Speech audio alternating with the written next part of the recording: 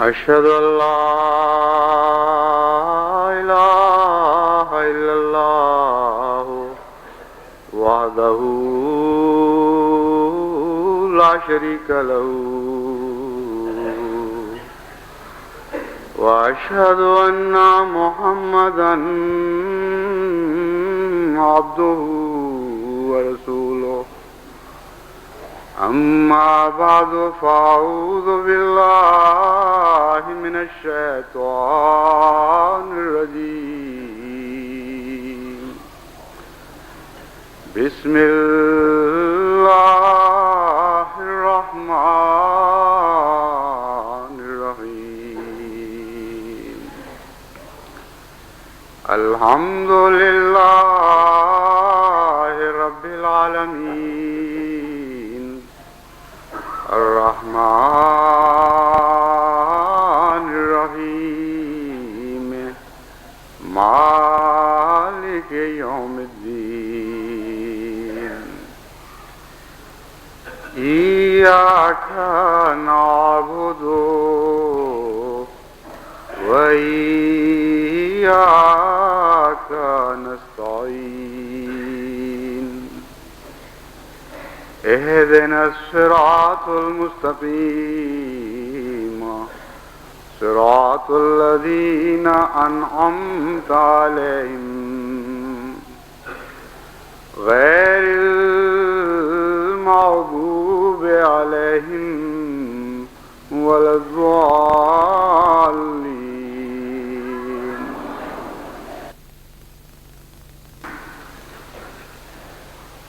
دنیا میں انسان جتنی مادی ترقی کرتا چلا جا رہا ہے اس کے ساتھ ساتھ وہ انسان کی آسائش کے بھی نئے نئے سامان مہیا ہو رہے ہیں، تاہم انسانی بے چینی ہر دم ہر آن بڑھتی ہی چلی جا رہی ہے۔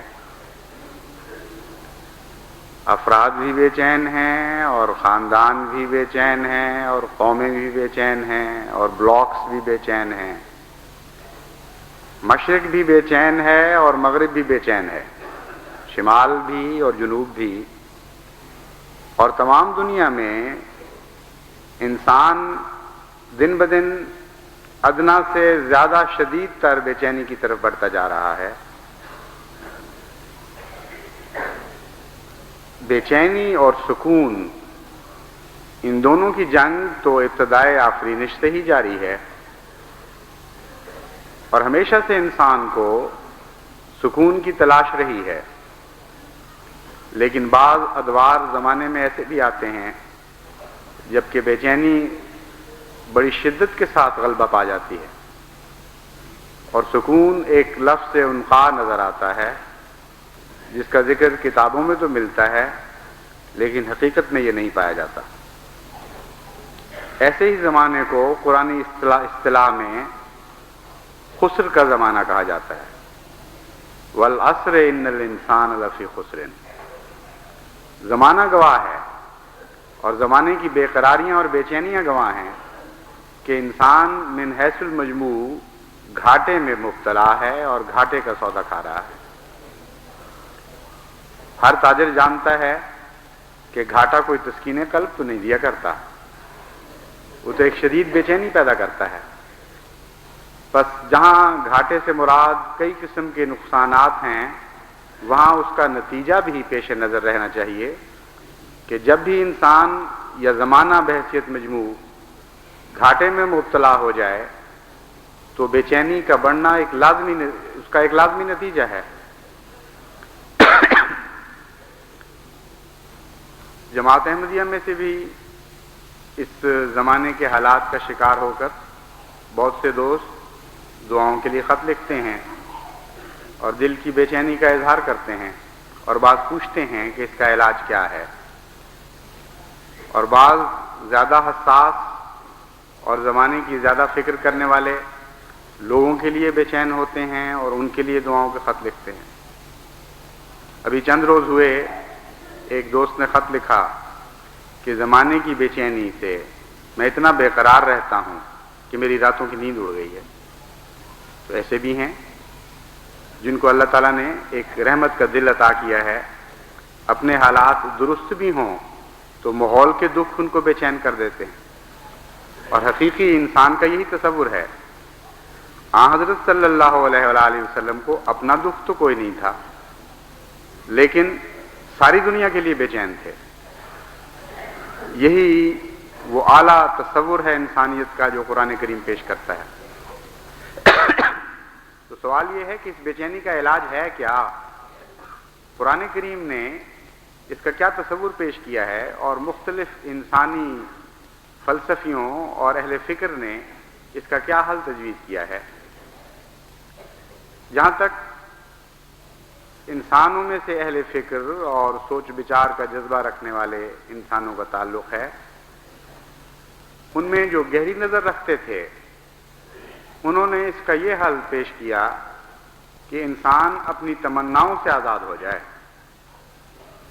ایک ایسا دل پیدا کرے جس میں کوئی خواہش باقی نہ رہے، اور جب انسان کو یہ حاصل ہو جائے تو لازماً اسے سکون مل جاتا ہے اور طمانینت حاصل ہو جاتی ہے۔ چنانچہ بہت سے مذاہب کی بنیاد اس فلسفے پر رکھی گئی۔ بدھ مت یا جین مت یا اور اس قسم کے بعض مذاہب ہیں جن کا نقطہ ارتکاز یہ ہے، جہاں سے آگے سارا فلسفہ پھوٹتا ہے، کہ انسان اگر تمناؤں سے آزاد ہو جائے تو اسے تسکین قلب میسر آ جائے گی۔ ایک دفعہ حضرت خلیفۃ المسیح اول رضی اللہ تعالیٰ عنہ کشمیر میں سیر کے لیے جا رہے تھے، جن دنوں میں وہ کشمیر میں مہاراجہ کے ملازم تھے۔ اس سیر کے دوران جو پہلے بھی کیا کرتے تھے، وہ بسا اوقات ایک ایسے فقیر کو دیکھا کرتے تھے جس کے پاس کچھ بھی نہیں تھا، اور وہ اکثر بے چین اور بے قرار نظر آیا کرتا تھا۔ ایک دن جب وہ سیر کو نکلے تو اسی فقیر کو دیکھا کہ وہ بہت ہی خوش ہے اور چھلانگیں لگا رہا ہے۔ آپ نے اس سے پوچھا کہ سائیں، تمہیں آج کیا میسر آ گیا کہ تم اتنا خوش ہو؟ اس نے کہا جس کو سب کچھ مل جائے وہ خوش کیوں نہ ہو؟ حضرت خلیفۃ المسیح اول نے پوچھا کہ کل بھی جیسے تم ننگے تھے آج بھی ویسے ہی ننگے ہو، جیسی کل لنگوٹی تمہارے پاس تھی ویسی آج بھی ہے، مجھے تو کوئی زائد چیز نظر نہیں آ رہی جو تمہیں مل گئی ہو۔ انہوں نے کہا آپ نہیں جانتے، آج میں اس مقام پہ پہنچ گیا ہوں کہ میری مراد کوئی نہیں رہی، اور جدی مراد کوئی نہ ہوئے وہ پوریاں ہی پوریاں۔ یہ اس نے پنجابی میں جواب دیا کہ جب دل میں تمنا ہی باقی نہ رہے تو پھر پوری ہی پوری ہے، پھر بڑا تسکین، انسان بہت تسکین حاصل کر لیتا ہے۔ غالب نے بھی اسی فلسفے کو اپنے ایک شعر میں بیان کیا کہ تجھ کو ہو گر یقین اجابت دعا نہ مانگ، یعنی بغیر یک دل بے مدعا نہ مانگ۔ اگر تمہیں یقین ہو جائے کہ یہ خاص لمحہ ہے قبولیت کا تو پھر کوئی دعا نہ مانگو سوائے اس دعا کے کہ اے خدا ایسا دل عطا کر جس میں کوئی مدعا باقی نہ رہے۔ یہ دل تمہیں مل جائے تو تسکین ہی تسکین ہے۔ ایک یہ بھی فلسفہ ہے جس نے بہت سے انسانوں کو ایک ایسے سکون کی تلاش میں مبتلا کر دیا اور آج بھی کر رکھا ہے جو ہمیشہ ان سے گریزاں رہتا ہے، کیونکہ ایسا دل جو بے مدعا کے ہو یہ پیدا ہونا ممکن نہیں۔ ایسا کامل گریز سوسائٹی سے کہ جس کے نتیجے میں کوئی تمنا باقی نہ رہے، اسی کا دوسرا نام موت ہے، اور موت کے سوا یہ مقصد انسان کو حاصل ہو ہی نہیں سکتا۔ اور اگر ایسا دل ہو جس میں مدعا نہ رہے اور سوسائٹی بے قرار ہو اور وہ دل اس کی بے چینی محسوس نہ کرے، تو ایسے دل سے تو نہ دل ہونا بہتر ہے، کیونکہ جو انسان اس طرح سوسائٹی سے کٹ جائے کہ اس کے دکھ اور غم میں شریک ہی نہ رہے، وہ انسان تو انسان کہلانے کا مستحق بھی نہیں رہتا۔ اس لیے قرآن کریم اگرچہ یہ فلسفہ بظاہر بڑا دیدہ زیب معلوم ہوتا ہے اور بعض فقیر اس فلسفے کو پا کر ناچتے بھی دیکھے جاتے ہیں، مگر قرآن کریم اس کو کلیتاً رد کر دیتا ہے۔ ایسا کوئی تصور سارے قرآن میں آپ کو نہیں ملے گا کہ یہ تعلیم دی گئی ہو کہ تم تمناؤں سے آزاد ہو جاؤ۔ ہاں تمناؤں سے آزاد ہونے کی بجائے، یعنی تمناؤں سے اس طرح آزاد ہونے کی بجائے کہ کوئی تمنا نہ رہے، قرآن کریم ایک ایسی راہ تجویز کرتا ہے جس کے نتیجے میں تمنائیں مغلوب ہو جاتی ہیں اور وہ انسان کی مالک نہیں رہتی بلکہ انسان ان کا مالک بن جاتا ہے۔ وہ انسان کو اپنا غلام نہیں بنا کے رکھتی بلکہ انسان کی غلام بن جاتی ہیں اور اس کے پیچھے پیچھے چلتی ہیں۔ وہ کیسے حاصل ہو سکتا ہے؟ اس مضمون کا آغاز اس آیت سے شروع ہوتا ہے جس میں اللہ تعالیٰ بیان فرماتا ہے الا بذکر اللہ تطمئن القلوب، کہ خبردار اے سکون کے متلاشیو، تمہیں کہیں طمانینت نہیں ملے گی سوائے اس کے کہ اپنے رب کے ذکر میں محو ہو جاؤ اور اللہ کی یاد شروع کر دو۔ اب کیسے اللہ کی یاد سے طمانینت حاصل ہو، اس مضمون کو خدا تعالیٰ نے مختلف رنگ میں بیان فرمایا ہے اور اس کی بہت تفصیل قرآن کریم میں ملتی ہے۔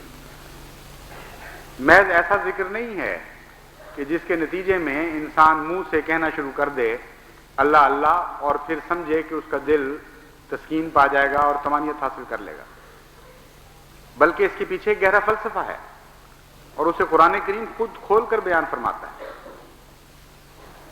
ذکر الہی یا عبادت دراصل ایک ہی چیز کے دو نام ہیں، اور جب تک انسان خدا کا عبد نہ بنے اس وقت تک اس کو ذکر الہی کی توفیق ہی نہیں مل سکتی۔ ان دونوں چیزوں کا گہرا تعلق ہے، اور وہ ذکر الہی مراد ہے اس آیت میں جو عبد کا ذکر ہو، یعنی خدا کے ان بندوں کا ذکر ہو جن کو خدا تعالیٰ اپنی اصطلاح میں عبد شمار کرتا ہے۔ وہ کن کو شمار کرتا ہے؟ کون ہیں جو عبد بن جاتے ہیں اور جو ذکر الہی کے مستحق بن جاتے ہیں، جو اس مقام پر فائز ہو جاتے ہیں کہ پھر ان کا ذکر ان کے دلوں کو تسکین بخشے۔ ان کے متعلق قرآن کریم فرماتا ہے کہ یہ وہ لوگ ہیں کہ جب یہ مر رہے ہوتے ہیں تو بستر مرگ پر ان کو یہ آواز سنائی دیتی ہے یا ایتھا النفس المطمئنۃ ارجعی الی ربک راضیۃ مرضیہ فادخلی فی عبادی وادخلی جنتی، کہ اے میرے بندو جو اس دنیا میں راضی ہو کر رہے مجھ سے، میں تمہیں یہ بتاتا ہوں کہ جب تم مجھ سے راضی ہو گئے تھے تو تم مرضیہ بھی بن گئے، یعنی میں تم سے راضی ہو گیا۔ اور اسی مقام کا نام عبد ہے، عبودیت ہے۔ فرمایا اس حالت کے بعد ہم تمہیں خوشخبری دیتے ہیں فادخلی فی عبادی، اب تم حق رکھتے ہو کہ میرے بندے کہلاؤ، پس میرے بندوں کی صف میں داخل ہو جاؤ۔ وادخلی جنتی، اور جو کچھ میرے بندوں کا ہے وہ میرا ہے اور جو میرا ہے وہ میرے بندوں کا ہے۔ راضیۃ مرضیہ میں یہ تصویر کھینچی گئی، پس میری جنتیں تمہاری جنتیں ہو گئیں۔ یہاں جنت کو الجنت نہیں کہا گیا، یہاں جنت کی کوئی باغوں والی تصویر نہیں کھینچی گئی، بلکہ جنتی کہا گیا کہ میری جنت میں داخل ہو جاؤ۔ یعنی اس سے بڑا جنت کا کوئی تصور نہیں کہ اللہ کی جنت میں داخل ہو، اور اس جنت کا دوسرا نام راضیۃ مرضیہ رکھا گیا کہ انسان اپنے رب سے راضی اور اللہ اس کے راضی ہونے کے نتیجے میں اس سے راضی ہو جائے۔ پس یہاں تمناؤں کو رد نہیں کیا گیا، تمناؤں کے رخ موڑے گئے ہیں، تمناؤں کی تربیت کی گئی ہے اور تمناؤں کو ایسے رستے پر چلایا گیا ہے جس کے نتیجے میں تمنائیں بے چینی پیدا کرنے کی بجائے اطمینان پیدا کرنے لگ جاتی ہیں۔ یہ بہت عجیب مضمون ہے۔ اس کو دوسری جگہ خدا تعالیٰ اس طرح کھول کر بیان فرماتا ہے کہ دو قسم کے لوگ ہیں، ایک وہ ہیں جنہوں نے اپنی تمناؤں کو اپنا معبود بنا لیا اور ان کی پیروی کرتے ہیں، وہ ان کا آقا بن جاتی ہیں، ان کو لیے پھرتی ہیں جگہ جگہ در بدر، اور ایسے لوگوں کے لیے سکون کا پیدا ہونا ایک ایسا ناممکن کام، ایسی ناممکن بات ہے جس کا تصور ہی اس دنیا میں نہیں پایا جا سکتا۔ ایک حسابی حقیقت ہے کہ جن کی تمنائیں ان کا معبود بن جائیں ان کو اس دنیا میں کبھی اطمینان نصیب نہیں ہو سکتا۔ وہ حسابی حقیقت یہ ہے کہ تمناؤں اور حصول تمناؤں کی نسبت ہمیشہ قائم رہتی ہے۔ تمنائیں آگے بھاگتی ہیں اور حصول تمنا اس سے پیچھے رہ جاتا ہے، اور کبھی کوئی ایسا مقام نہیں آیا انسانی زندگی پر کہ اس کی تمنا پوری ہو کر آگے پھر کوئی تمنا باقی نہ رہی ہو۔ ایک تمنا پوری ہو کر اگلی تمناؤں کے بچے پیدا کر دیتی ہے، نئی تمنائیں اس کے سامنے آ کھڑی ہوتی ہیں، اور لامتناہی سفر ہے تمناؤں کی پیروی کا، جہاں ہر مقام پر بے چینی، ہر حصول ایک اور بے قراری پیدا کر دیتا ہے، اور حل من مزید کی جہنم کا جو نقشہ قرآن کریم نے کھینچا ہے وہ یہی نقشہ ہے۔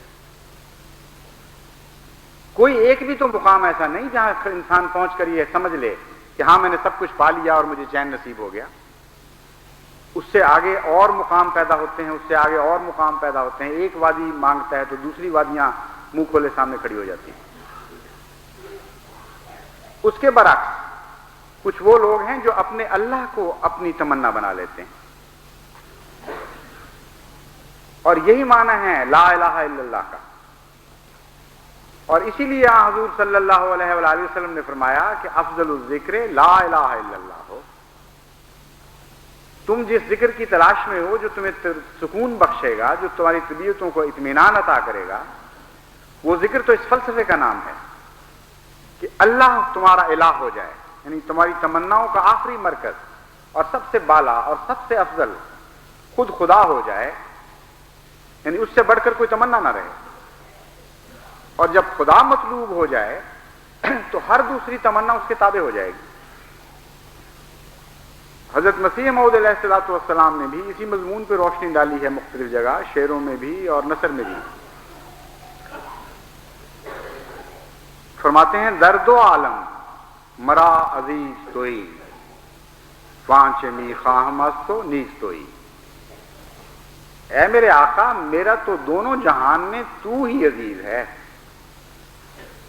وانچ می خواہ مستو نیز توئی، کہ تجھ سے میں کیا چاہتا ہوں وہ یہ کہ تیرے سوا میں کچھ اور نہیں چاہتا، مجھے تو مل جائے۔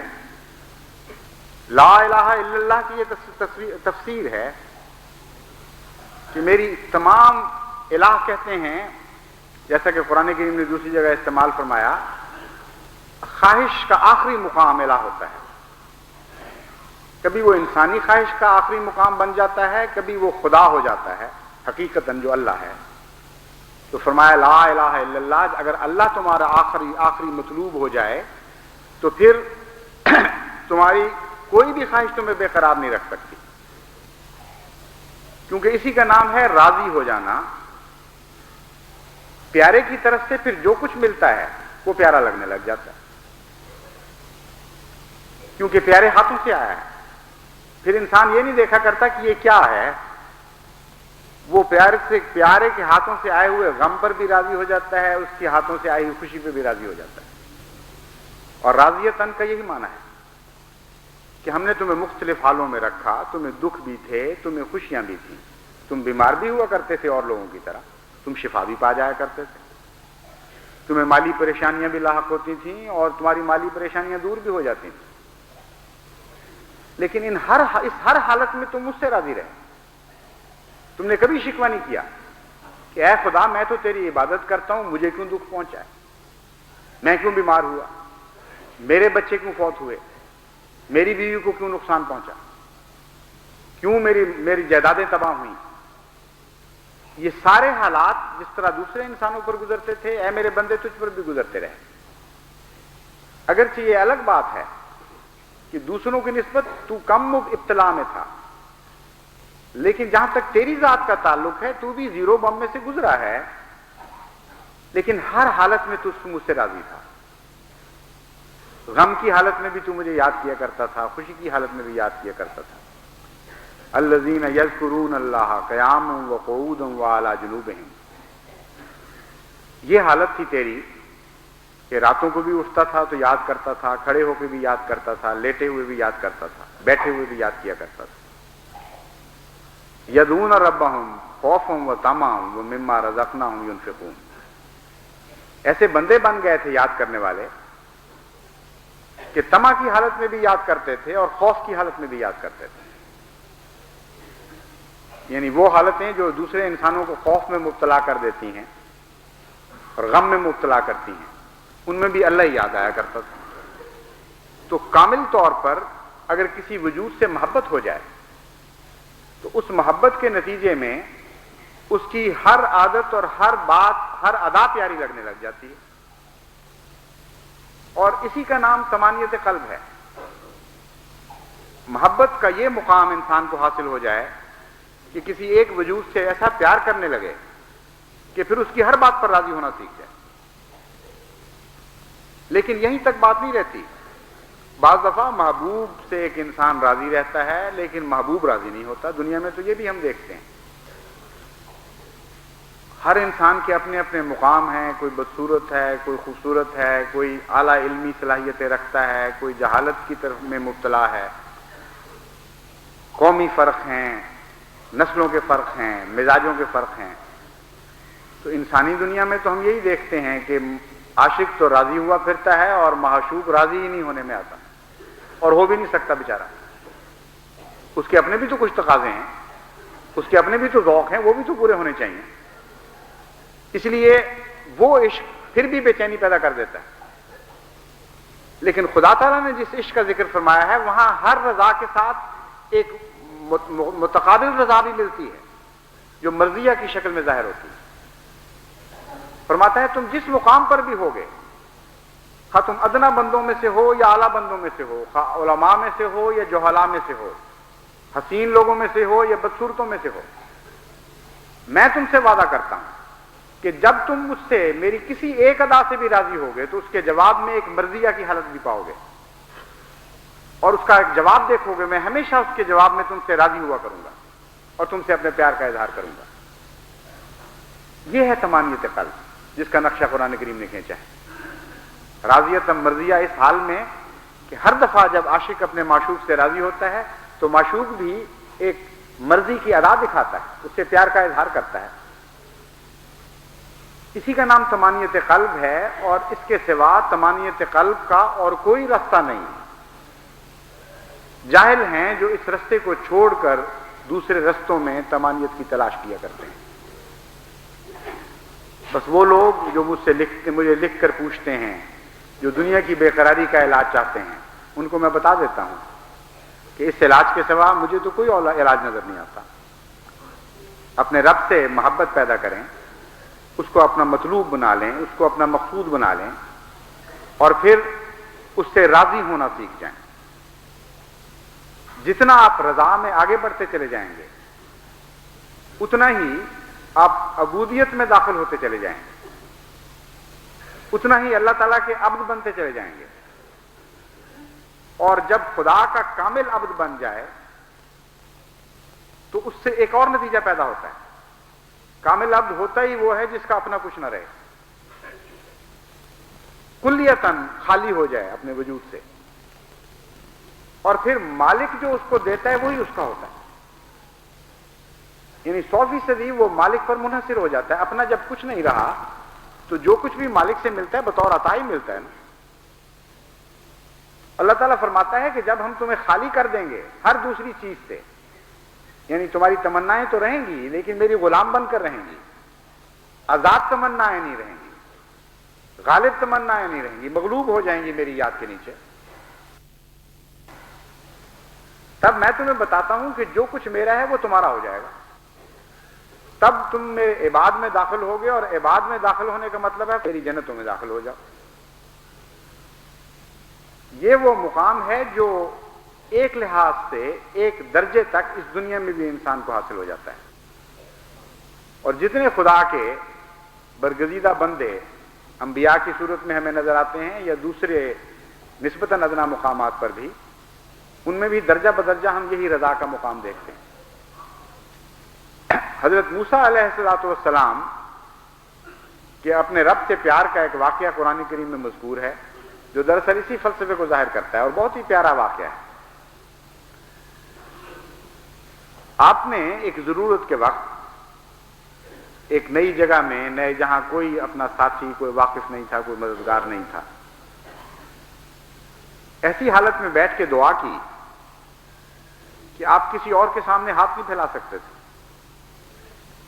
صرف اپنے رب سے مانگنا چاہتے تھے، اور اس کے سوا مانگنے کی عادت ہی کوئی نہیں تھی، لیکن کوئی سہارا نہیں تھا، اپنے وطن سے نکل گئے تھے خوف کی وجہ سے، اور ایک نئی جو قوم میں جا کر سوچ رہے تھے کہ اب میں کیا کروں۔ وہاں بیٹھے بیٹھے انہوں نے یہ دعا کی کہ رب انی لما انزلت الی من خیر فقیر۔ کیسی عجیب تمنا ظاہر کی ہے، کہتے ہیں اے میرے رب، تو جو کچھ بھی مجھے دے وہی میری تمنا ہے، میں اسی پہ راضی ہوں، میں فقیر اس چیز کا ہوں جو تو مجھے عطا کرے۔ یعنی کچھ نہیں بتایا کہ میں کیا چاہتا ہوں، میری کیا تمنائیں ہیں، میری کیا ضروریات ہیں، میں بھوکا ہوں، میں شادی کے بغیر ہوں، مجھے سہارا چاہیے، ایک نئے ٹرائب میں آیا ہوں، نئے قبیلے میں، مجھے کوئی نہ کوئی سایہ چاہیے جس کے تحت میں یہاں زندگی گزاروں، اور بے شمار ضروریات ہو سکتی تھی۔ کیسا پیارا فکرہ دماغ میں آیا ہے، کیسی پیاری سوچ ہے وہ۔ معلوم ہوتا ہے بڑا غور کیا کہ آخر میں رب سے کیا مانگوں، اتنی ضرورتیں، اتنے لمبی چوڑی تقریریں کیا کروں۔ پھر یہ سوچا ہوگا کہ میں تو اپنے اللہ سے محبت کرتا ہوں، اور میں جانتا ہوں کہ میری محبت کے جواب میں ہمیشہ وہ محبت ہی کرتا ہے، تو کیوں نہ یہ معاملہ اس پر چھوڑ دوں۔ اس کو بھی یہ پتا ہے کہ جو مجھے دے گا میں اس سے راضی ہو جاؤں گا، اور مجھے بھی یہ پتا ہے کہ مجھے وہی دے گا جس سے میں راضی ہوں گا۔ تو اس کے بعد پھر اور مانگنے کا سوال ہی کیا باقی رہ جاتا ہے۔ رب انی لما انزلت الی من خیر فقیر، اے خدا میں تو فقیر بنا بیٹھا ہوں اس چیز کا جو تو مجھے عطا کرے۔ یہی بات ایک اچھی ادا کی شکل میں مغربی تہذیب میں اس رنگ میں پائی جاتی ہے۔ جس قوم میں بھی کوئی اچھی بات ہو اسے سراہنا چاہیے۔ ان کو جب کوئی تحفہ دیتا ہے مغربی قوموں کو، تو جس فرد کو تحفہ دیا جاتا ہے وہ آگے سے یہ جواب دیتا ہے کہ آپ نے ایسا تحفہ دیا کہ بالکل اسی چیز کی مجھے ضرورت تھی، میں بہت آپ کا ممنون ہوں۔ اور یہ جواب تو ایک رسمی جواب ہے خوش کرنے کے لیے، لیکن اس کے پیچھے فلسفہ جو کار فرما ہے وہ بالکل درست ہے۔ اگر کسی کو یہ کہا جائے کہ جو کچھ مجھے آپ نے دیا ہے مجھے اس کی ضرورت تھی، تو اس سے زیادہ خوشی اس کو نہیں پہنچ سکتی کہ بین ہی اس کی مرضی، اس کی ضرورت کے مطابق میں نے اسے کوئی چیز دے دی۔ تو دنیا کی تہذیبوں میں بھی یہ بات اچھی لگتی ہے، لیکن ویسے حقیقت سے آ رہی ہوتی ہے۔ شاذ و نادر کبھی اتفاقاً کوئی ایسا تحفہ کسی کو ملتا ہو جس کو ایسی ضرورت ہو کہ اسی کے انتظار میں گویا بیٹھا ہے، لیکن وہ یہ جانتے ہیں کہ تحفہ قبول کرنے کا اصل مزہ اور تحفہ دینے والے کے شکریہ کا بہترین اظہار یہی ہے کہ انسان کہے کہ مجھے اسی کی ضرورت تھی۔ لیکن حضرت موسیٰ علیہ الصلوۃ والسلام نے دیکھنے سے پہلے یہ فکرہ کہا ہے کہ خدا نے کیا دیا ہے۔ وہ تو یہ جانتے تھے کہ میں اپنے رب سے ایسا پیار کرتا ہوں کہ یقیناً پوری سچائی کے ساتھ میں یہ کہہ سکتا ہوں کہ جو کچھ تیری طرف سے آئے گا مجھے اس کی ضرورت ہے، میں اس کا فقیر بنا بیٹھا ہوں۔ بس جب انسان کسی سے ایسی محبت کرے کہ اس کی ہر عطا کو اس کی ضرورت بن چکی ہو، گویا اسی کے انتظار میں بیٹھا تھا، تو ہر تمنا پوری ہوئی کہ نہ ہوئی؟ اور کوئی تمنا ماری نہیں جا رہی، یہاں ایسی تعلیم نہیں دی جا رہی جو انسانی فطرت کے خلاف ہے کہ تمناؤں سے عاری ہو جاؤ۔ یہ فرمایا جا رہا ہے کہ تمناؤں کو مغلوب کر دو ایک اعلیٰ تمنا کے، اللہ کے ہو جاؤ، تو تمہیں ہر دوسرے سے آزادی نصیب ہو جائے گی۔ مرد آزاد کا اس سے بہتر کوئی تصور نہیں کہ رب کے غلامی کے بعد ہر دوسری غلامی سے انسان آزاد ہو جائے، اس کی تمنا کے بعد ہر دوسری تمنا سے انسان آزاد ہو جائے۔ اور اس کے بغیر ہو ہی نہیں سکتی آزادی، جب تک تمناؤں کو ایک اعلیٰ تمنا سے مغلوب نہ کیا جائے انسان بغیر تمنا کی زندگی نہیں گزار سکتا۔ اللہ تعالی ہمیں توفیق عطا فرمائے کہ ہم قرآنی فلسفے کے مطابق تمانیت قلب حاصل کریں، اور اللہ تعالی ہمیں توفیق عطا فرمائے کہ اس زندہ جاوید فلسفے کو ساری دنیا میں پھیلا دیں، اور تمام دنیا کی بے چینی ذکر الہی کے اس مفہوم کے ساتھ دور کریں جس کو قرآن کریم نے پیش فرمایا ہے۔